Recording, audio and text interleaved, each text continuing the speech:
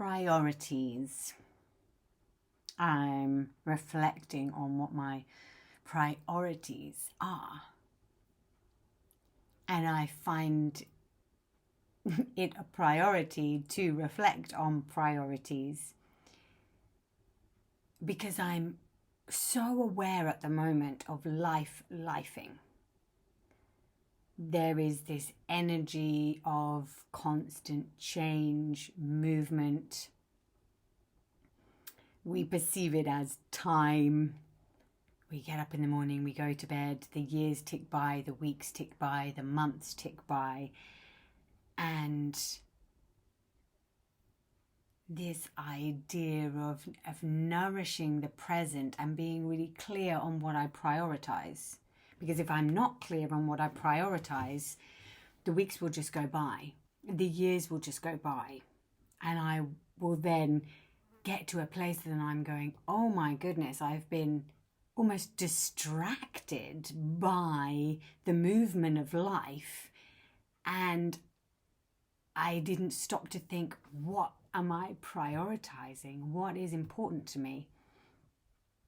Where do I want my thoughts to be? Where do I want my focus to be on? And I find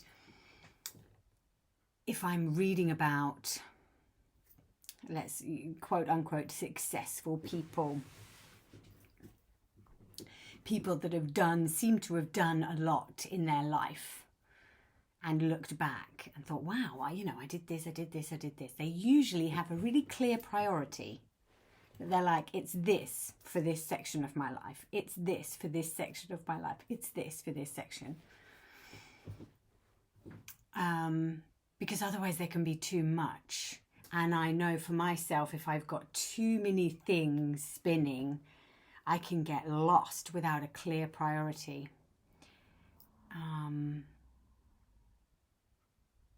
And certainly as a mother, as a woman, I find there can be times where I'm holding multiple things. Making sure my daughter's needs are met, making sure my partner's needs are met, then not prioritizing myself because I'm holding space for those two, making sure the shopping is in, making sure she's got everything for school, and I'm kind of prioritizing the family and everyone else. And then weeks and months go by and I say, hold on a moment. Was that a clear choice of priority?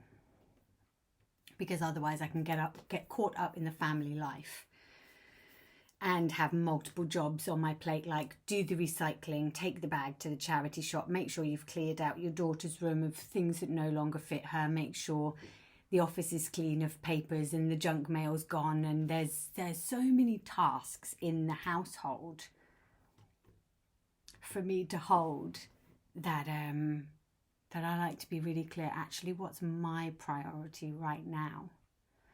Maybe my priority is my health.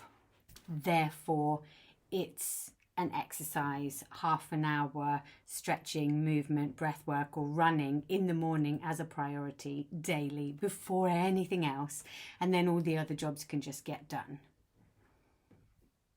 Right? Is it my priority to be holding a certain amount of retreats, a certain amount of XYZ? And I find that's really important. And I have been prioritizing foundations for this year. Prioritizing my foundations so that I've got a really strong base, and then my work can continue on the top for the trajectory of the future.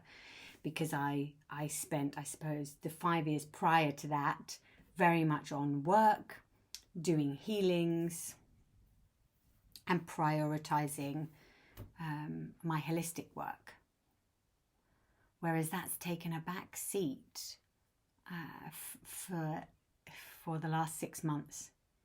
And I feel I'm putting foundations in place so that I can continue on top of that. Which is strange, because my priority has shifted. So I'm sometimes in this state of like, ooh, is this okay? Can I spend this amount of time setting foundations? Should I be doing more? La la la la la. Holding more things, holding more workshops, holding more trainings. I know there's a few people that keep emailing in that are kind of signed up to do my online training because they can't visit the in-person parts.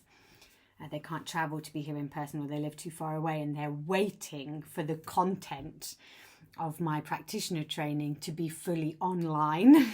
And I keep getting these emails. They're like, when is the online one going to be? Have you finished that yet? Are you doing that? And I'm like, oh my gosh, this totally isn't a priority. Even though I have people ready, paid, wanting the content, wanting to learn from me, wanting to study with me. And I'm going, I'm not launching again until I've got a foundation. And it's tricky sometimes to stay with my heart's priority when there's family members or other people. My daughter especially gets me. She's like, what about this? And I go, oh, I really want to serve you and do what you need before prioritizing my priority. And it's really tricky to stay with, to stay with my priority and make that a real focus.